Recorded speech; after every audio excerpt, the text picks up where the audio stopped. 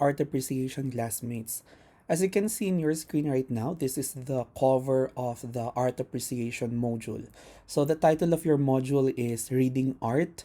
And as you can see, the background is a painting where there are three guys standing, looking at a bell that seems to be floating or to be suspended in a certain motion. And you can see that with them is another one, a girl, a lady, and they're all watching it float or do whatever its the thing is.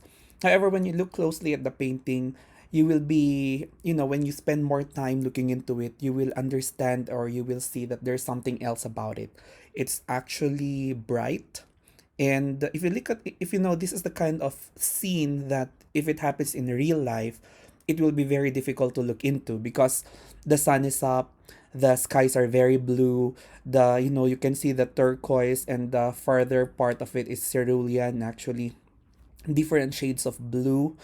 And this is a certain view where you need the sunglasses to shield your eyes because it can be very heavy to the eyes and it can be very strong, so it's very difficult to look into. Okay, now this is a painting entitled Ground Swell by Edward Hopper. And Edward Hopper is one of my, personally, as the author of your module, I chose his painting to become the cover of the module, not just because he's my favorite artist, but I'm really taken by this painting whenever I look into it. And what's nice about it is that this painting was actually brought out in 1939, and it depicts these three guys and one lady, off the coast in Massachusetts in USA, and it gives this feeling of a huge surge of youth. It's summer, it's fresh, it's the kind of joy or the kind of happiness that we have when we are in a juvenile year.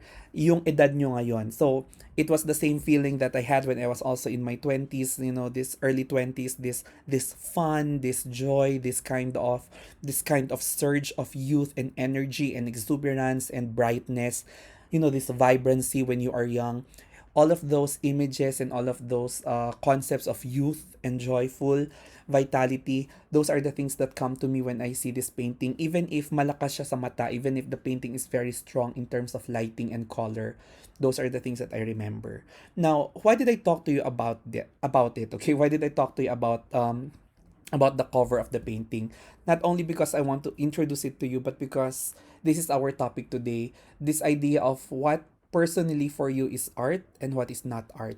So we start our session for the whole semester by me giving you an assignment, a personal assignment, which is ano ba para sa ang art at ano bang hindi art para sa iyo. So these are questions that I want you to answer when you will be when you that I want you to rediscover and I want you to reflect upon as you take this subject or as you take this course. Pag-isipan mo ng mabuti habang ginagawa natin yung mga activities, pinag-uusapan natin ang mga bagay-bagay, ang mga konsepto at iba't ibang mga terminolohiya at iba't ibang mga tao, mga artist natin, no? Pag tinatawag, ano ba para sa iyo ang art? I want you to discover and I want you this subject to be a form of rediscovery and a way for you to philosophize and for you to create your own principles about what you think is art and what you think is not art. So, for me, the work of Edward Hopper, this is an article that came out in June 1st, 2020 in the New Yorker, and it was in the middle of the time of when the pandemic was starting, and it was in the middle of the time where things are very difficult because we are stuck at home. The things that we are used to doing, like probably going out meeting friends, going out with your family, even simple moments like having dinner outside or meeting other people or even going out for a run or going to the gym. These are very difficult situations. And when this came out, I was excited because this is what art is for me. Edward Hopper is my favorite artist. When I look his work, this is what is art for me. I like the color, I like the vibrance, I like how everything is suspended into a certain form of pause. Meaning, para bang ang mga paintings ni Hopper kasi para sa akin ay parang parang may movie, and then ipopause. I-click nila yung pause. And that's what art is for me. Okay, this feeling of capturing a certain moment in time.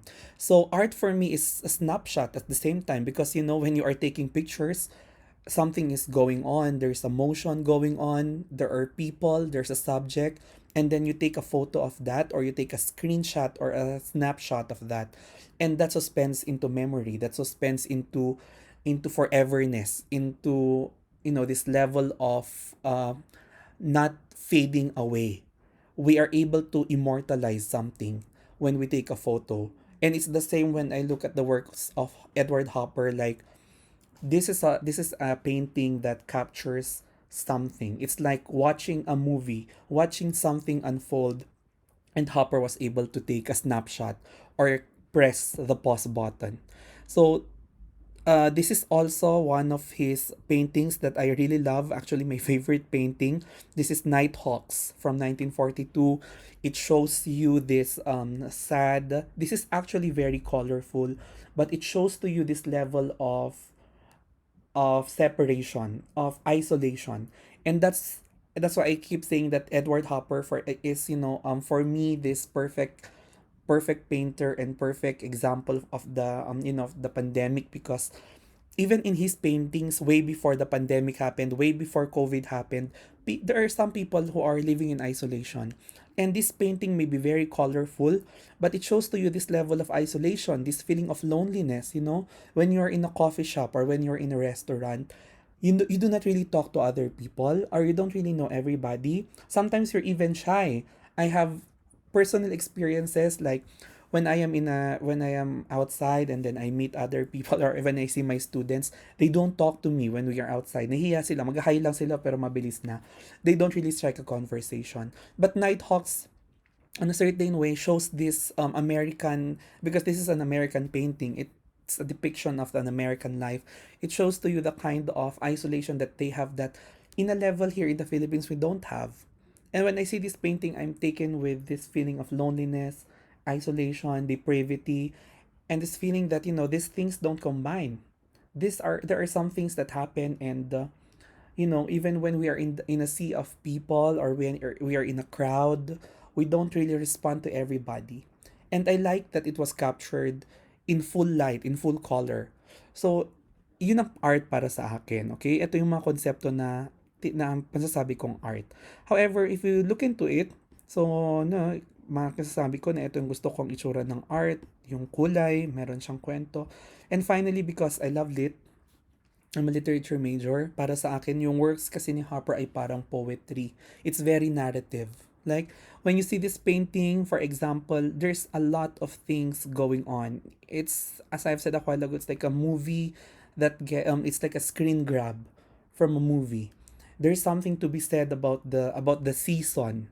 Look at the trees. Look at the dried grass, the brown grass beneath that.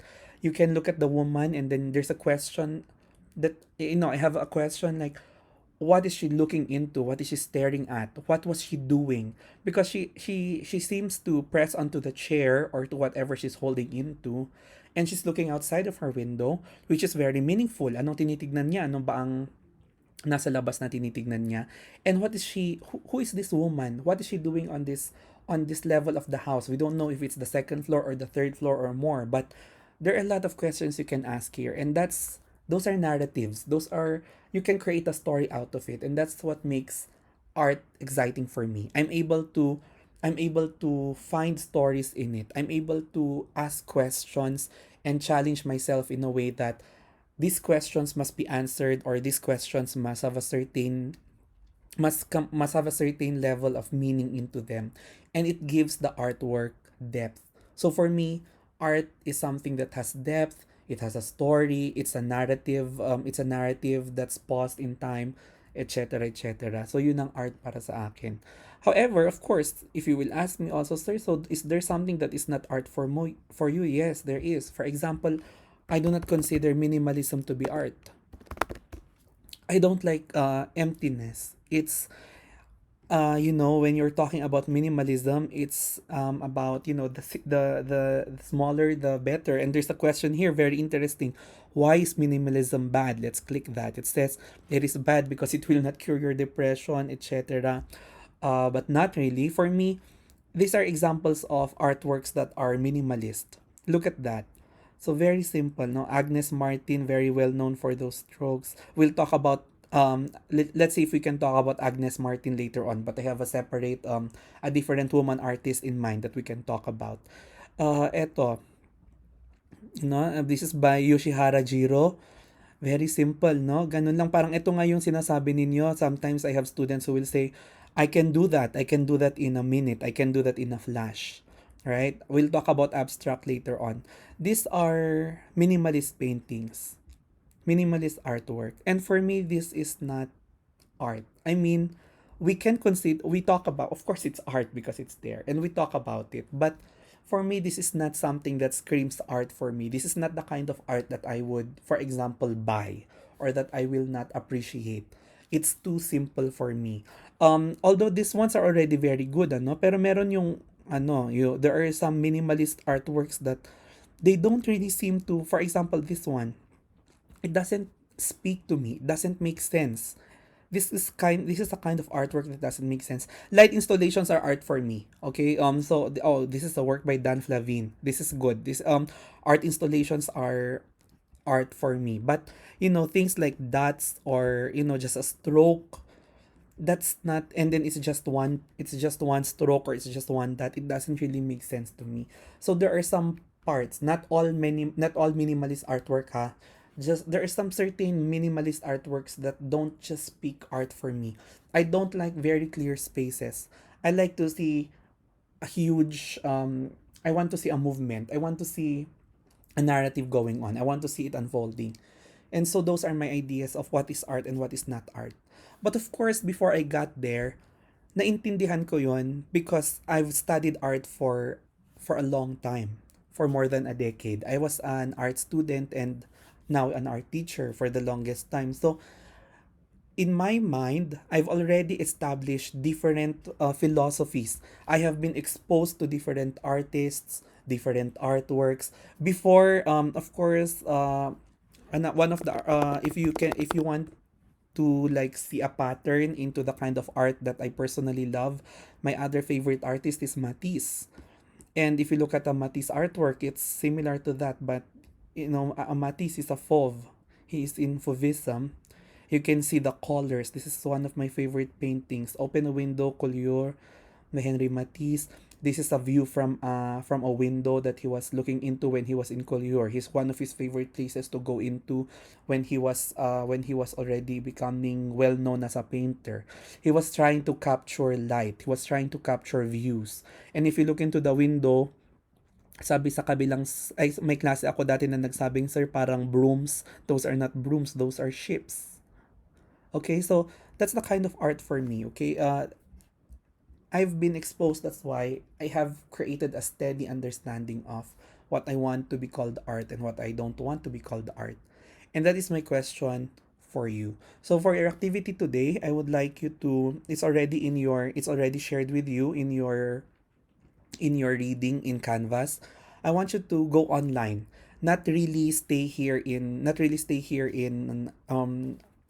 Google, but I want you to try to go into social media.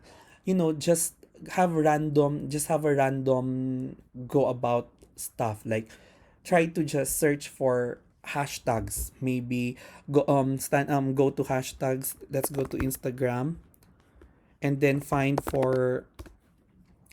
hashtags, for example, and then search for different kinds of artwork.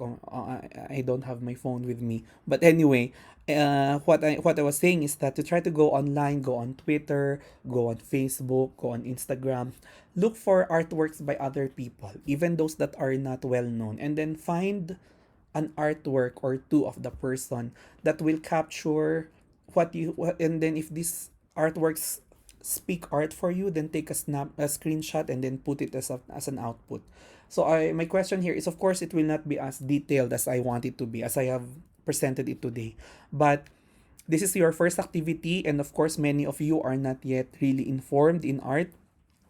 For some of you, probably this is your first art subject in college or something, then that's totally fine with me. What my point here is, I want to know what you consider to be art, and I want you to write that in a sentence or two. And aside from that, I want you to give also your answer. What is your definition, or what find a definition online of what is art?